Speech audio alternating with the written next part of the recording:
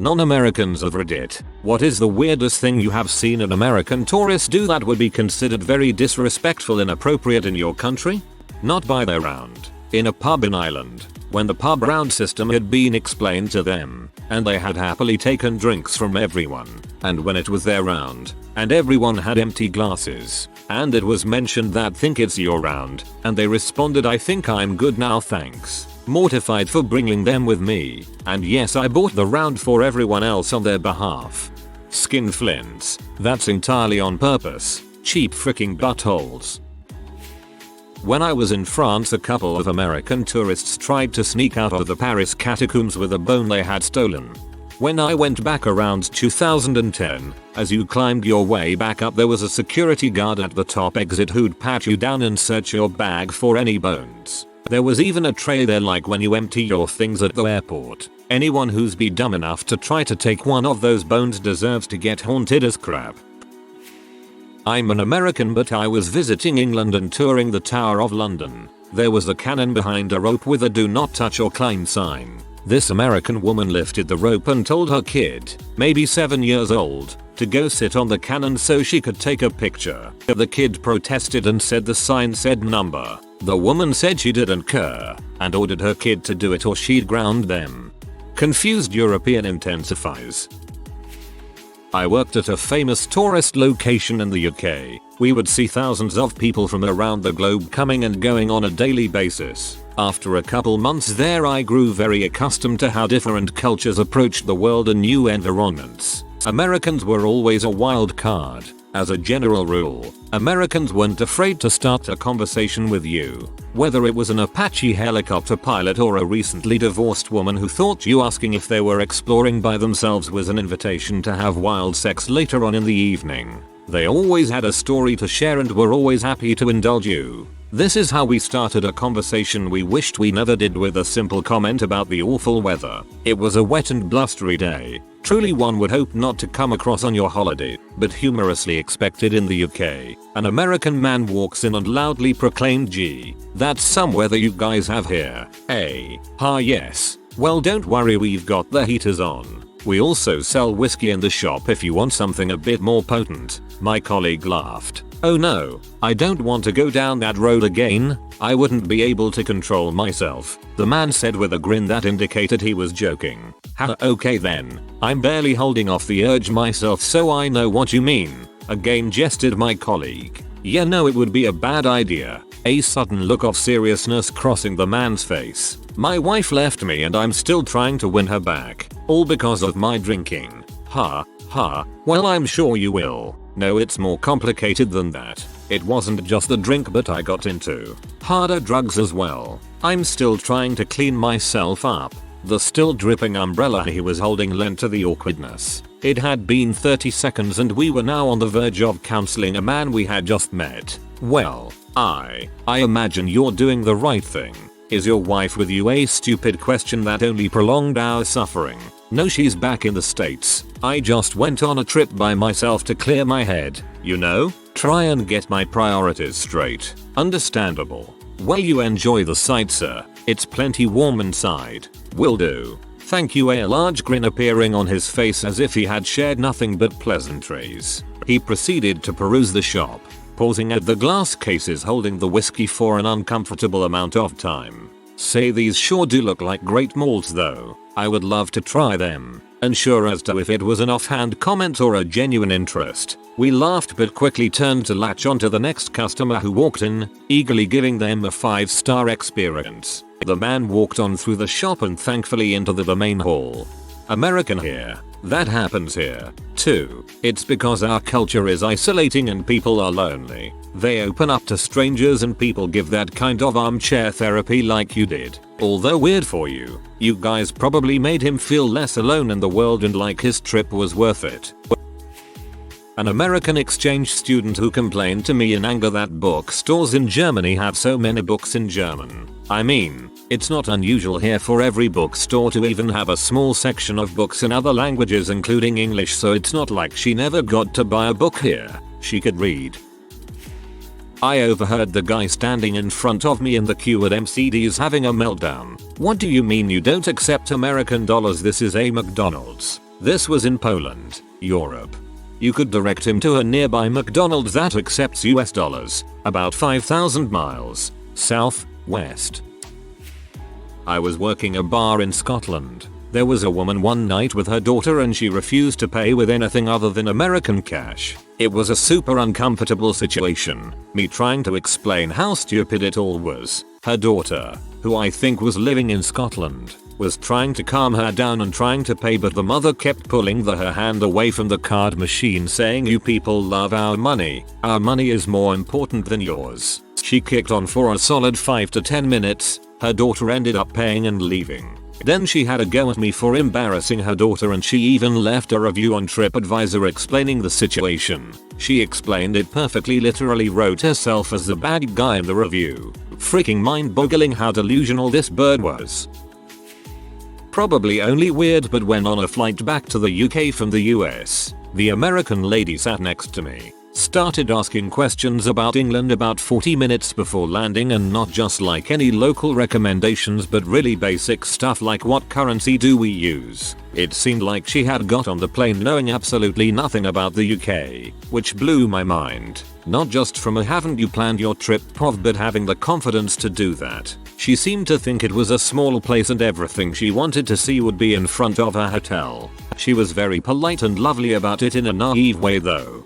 Similarly, I was once asked if our New York to Dublin flight would actually land in Ireland, or would we have to land in England and get a boat across. The gentleman seemed to be under the impression that a plane might be too big to land on Ireland comfortably.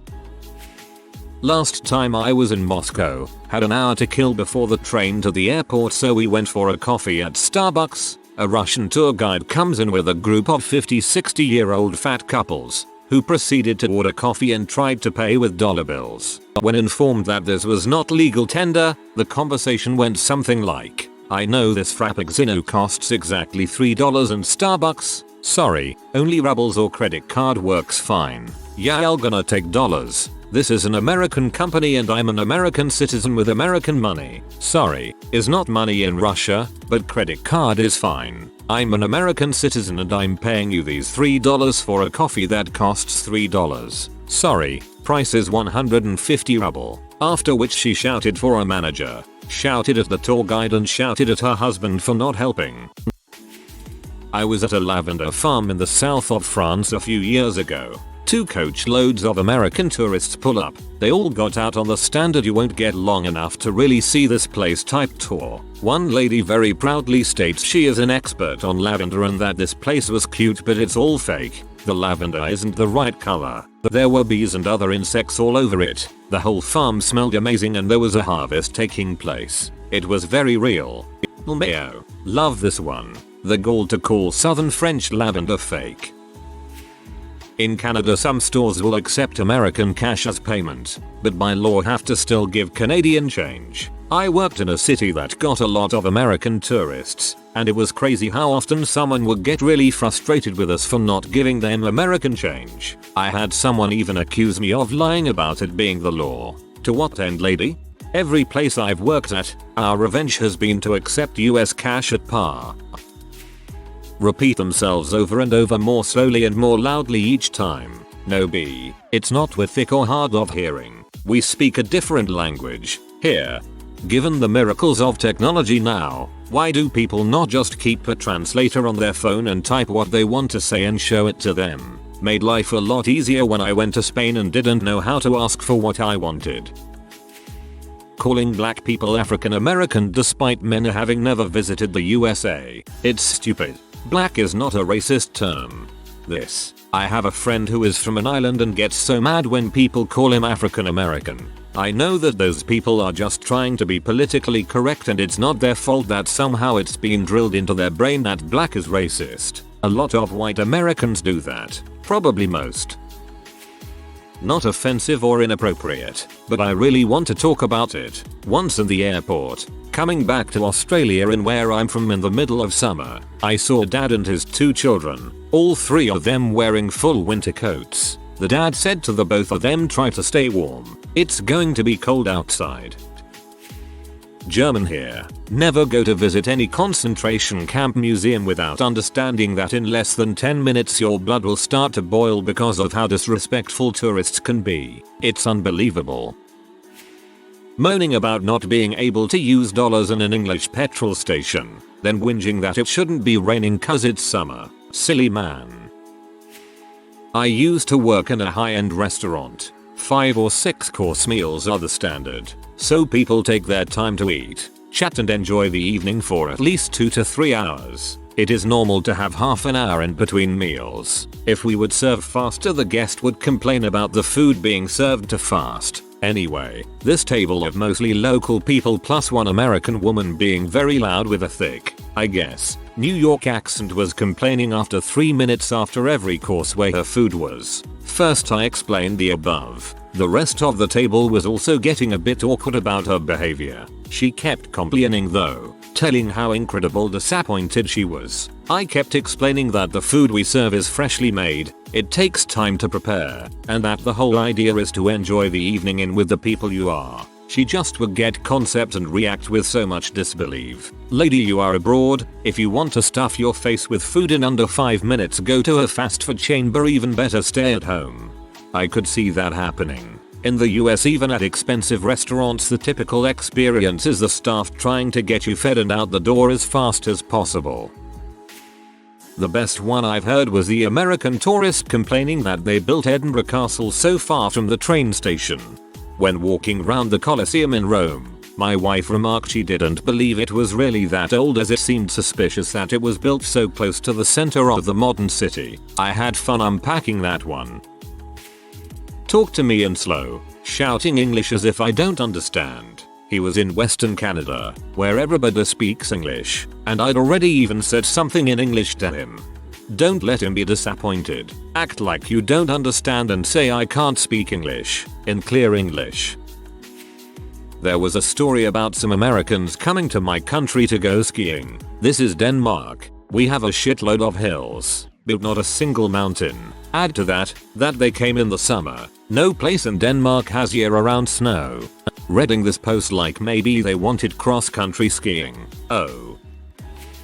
Not exactly dumb, but just being buttholes. My mom's job is to deal with tourists. Every other person from other countries at least tries to be either nice or neutral. The American guy asked if she understood him. She answers in English better than my own. And the guy just asked that question a few more times with a crap-eating grin. Apparently not the worst American she had encountered. Not weird, but disrespectful as heck. I was in a tour group in Tajikistan and we were inside a local's house who had invited us in for tea, and he was telling us about his family and how many children they have, etc. The only American in the group piped up and asked, what contraception does your wife use? Does she use herbs or something? Everyone was just aghast and he politely avoided the question. Then there was a long awkward silence, and so she asked again. At that point another tour member interjected and said, okay, I think it's time for us to leave. Thanks for having us. Putting aside that she asked a stranger in a different country about their sex life, it's just so impolite to bring that up in a conversation unprompted regardless of where you're from. When I came down from the Fuji summit after a 8-hour climb and 4-hour descent with 3 layers of clothing to protect myself from the weather, an American with a selfie stick, in t-shirt and shorts asked me where Mount Fuji was. I told him we are on Mount Fuji. It's a big mountain volcano. But where is the summit? I pointed to the summit and told him it's about 8 hours that way. This guy thought he could just come in with his selfie stick, grab a few quick selfies on the summit and return to Tokyo, lol. While interrailing on France, a couple of American dudes were very loudly talking crap about other passengers. I got my fair share. Apparently they tough, nobody could understand them. Shut them up by talking English to my friend. Only the most commonly understood language. I live in New Zealand and we have our special kind of churches called Marys. You are not allowed to wear shoes in them. One day I was in the Mary and I saw this middle-aged woman walk in with her shoes on. I walked over to her and politely asked her to leave her shoes at the door, and I kid you not, this is what she said. What is this, some kind of savage church? The men immediately kicked her out. In the US, certain areas it's not common to take off shoes. I don't want shoes in my house and it's a similar fight with some people. South African here. Americans tend to have this habit where they will climb out of their vehicle in the middle of a game reserve, get attacked by a wild animal because they wanted to get closer or try to pet it, and then cry about it. I thought people that come from the country that has grizzly bears and mountain lions would be a bit more cautious around wild animals. Also, the shock they experience when they realize there are cities here and not everyone is living in mud huts. Oh, they do the same thing while traveling in America. We have large dangerous animals in quite a few areas. Tourists think they can approach animals like bison for photos. Iceland. We get a lot of tourism when there isn't a pandemic and about half are American. It's mostly just ignorance and the refusal to accept that things work differently here. Also, while most people here speak English to some degree, there are a few tourists that are furious about it not being the default language in businesses that aren't even connected to tourism. God forbid we speak our own language at work. Oh, and Northern Lights. There's a ton of people who seem to think we can just flick a switch and have the Northern Lights appear. Ooh, I live in a beach tourist town in Australia. Have had numerous Americans I've encountered act like they own a patch of beach because where they're staying is adjacent to the beach. I suspect this is because the US allows private beaches and a lot of resorts have them. It's an active selling point in fact. The fact that they just assume, and also that they care enough to say something, remains obnoxious though. Why are you all not in kilts? Oh, I'm Scottish. My great-great-great-great-grandfather was from Scotland and his dad was a clan chieftain. 99% of us Scots don't care. Some will humor, others will outright call out on that balls. I got stopped by an American tourist as I was on my way to a wedding in my kilt. That prick straight up lifted the back of my kilt to prove I was a true Scotsman. My mate intercepted the perfect diving headbutt.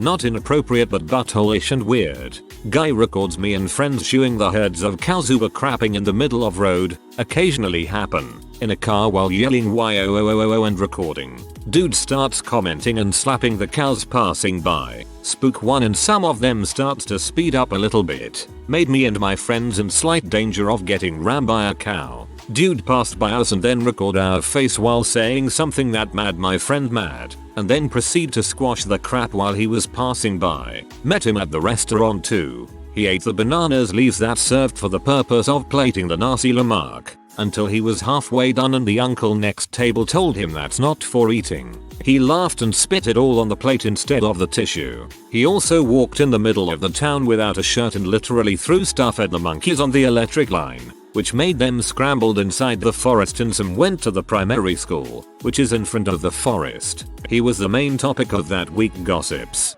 An American once insisted that the proper way to eat nasi lemak was with chopsticks, and he tried educating me, a Malaysian, about it. This incident still triggers me. See them scream and say I'm going to sue you. New Zealand has ACC so you basically can't sue for accidents as it's covered. The guy got pretty angry that my English sucked when asking me for directions. I mean, yeah, it can be frustrating, but him taking the time to help you, WTF dude. He said I lived in Canada so I was supposed to speak it flawlessly. Like, dude, I spoke French my entire life but I'm doing my best over here to communicate. Sorry for the accent. Bro, I can't read your comment, your accent's too strong. This just happened yesterday. We were in a park, where there is also a museum with a big staircase, and on the wall of the staircase there were some plaquettes commemorating the architects of the building. Their name, when they lived, in a few words about them are written on them. So I think it is pretty clear what those are, even if they are in a foreign language. And next to those there are some wreaths, just as a sign of respect and also decoration. Now on to what happened. Some tourists went there. One girl grabbed a wreath that was attached to the wall, put it on her head like a tiara or something and started taking pictures of herself. I had to go there and tell them that this is not the purpose they are to be used for. I have seen a very drunk American tourist in his 20s explaining to a Viet bartender in Vietnam how his American grandfather freed Vietnam of communists. I remember back in the late 1990s seeing a couple of young Americans in shock that they wouldn't be allowed to fly to Vietnam because they didn't have visa. But we're Americans, I guess they were another couple that didn't know the history. Not tourism, but in my workplace in England I used to work for a British hair attitude company and I would work night shift to take orders from America, Australia and Canada. I never had any problems with Australians or Canadians, but at least once or twice minimum a night I would receive calls from American people making prank calls and making fun of me for being English. They would call me W and other British swear words and talk in silly voices asking if I were drinking tea. Undoubtedly I was, but that's not important. Sometimes they would stay on the phone for ages asking me to say certain words, and because of the standards of the company we had to oblige unless there were swears, of course. I hope their parents saw their international phone bill afterwards. I'm from a small city in Germany and an American dude in his early 20s insulted me for drinking beer in public because it's illegal. In Germany you're allowed to drink beer in public at the age of 16. And he proceeded to laugh and insult my bad English, so yeah, Americans are weird. Mommy's busy baby, why don't you go climb on the big rocks? That was at Stonehenge. I also saw a bunch of American college students try to climb the Great Pyramid at Giza until serious uniformed men with firearms stopped them. My friend described a trip to an English tourist spot, one of many places said to be Arthur's Camelot. It required a climb up the picturesque hill to a quiet, tree-filled spot. Nothing of the castle to be seen, of course, but everybody gazed out over the surrounding land, contemplating the magic of the ancient myth. Finally arrives the chubby, puffing American who glances about with irritation, then loudly says in that familiar accent, "Where's the goddamn castle?" An American tourist orders a turkey dinner at a restaurant, and then flags down the server to let her know that the kitchen forgot the cranberry sauce. The server comes back with it in a small dish. After she finished her meal, someone at the table pointed out that she'd forgotten to use the cranberry sauce that she asked for. She says, "Oh, I don't like cranberry sauce." So the person at the table follows up with, "Then why did you ask the server to bring you some?" Her answer, "Because it comes with the meal." As a line cook, that kind of customer drives me insane. Anytime I've seen interactions between Americans and the Queen's Guard, does make me laugh though when the guardsman yells at them or just plow through them when marching. Just leave the lads alone, they have job to do and they are professional soldiers. I took my 5-year-old to Windsor Castle and was telling her about the guards, why we don't distract them, touch them, and what the medals are for. She was fascinated. She was rewarded by him inviting her to stand by him for a photo. Guards will interact, but being respectful is the key. I had dinner with an American in China. He asked for water in English, and the waiter didn't understand. He spoke up and repeated himself in a patronizingly slow voice, and again the waiter, not being able to speak English, didn't understand. I asked for the water in Chinese and the waiter left. The American then said, "It's so infuriating here sometimes. There are many things that can be annoying and inconvenient in China, but simply expecting people to understand your language is unreasonable as frick." Spent a large chunk of my life in China and this happened a lot. Lots of foreigners don't make the effort to learn basic words. It's much better now, but it's still sad people expect everyone to speak English. Not disrespectful but kinda funny. Bruges in Belgium is a nicely preserved town with many medieval elements. Apparently a lot of American tourists ask the locals, when does this theme park close? I hope they didn't climb the tower. Don't want to get a heart attack. I'm an American, but I saw this airhead American who was constantly trying to touch priceless museum specimens. They were marked "No tocar." The guards kept stopping her, but she seemed confused because she spoke no Spanish. We were deep into Mexico City. You should learn at least enough to read "No tocar." My parents owned a motel when I was younger. An American woman stayed for a night and she set the fire alarm off. She took an electric wall kettle, jug, off its heating element, put it on the stove, turned it on and gone to the bathroom. Completely destroyed the kettle and stove from what I remember. Americans have only recently discovered electric kettles and there are still plenty of people who have never used one, so I wouldn't be surprised if this is still happening today. They made fun of our money and how it looked. They claimed they couldn't figure it out because it was so weird, so they threw a bunch of bills at my sister and asked her to figure it out and give them change. We're Canadian. The number is literally on the bill. We all spoke English. They gave my sister several $100 bills. This was at an Apple festival and the fries only cost $5. WTF. Bank error in your favor. Collect $100. Claiming that Ireland isn't properly Irish, and that the only way to experience true, traditional Irish culture is to visit Boston. American Irish is like a bizarre hyper-parody of actual Irish, and it gets weird fast. Even more so if you start talking history or politics, where the Irish American take is like the Hollywood movie version. If you are new to the channel, you can subscribe. I publish new videos every day. Until then, check another video.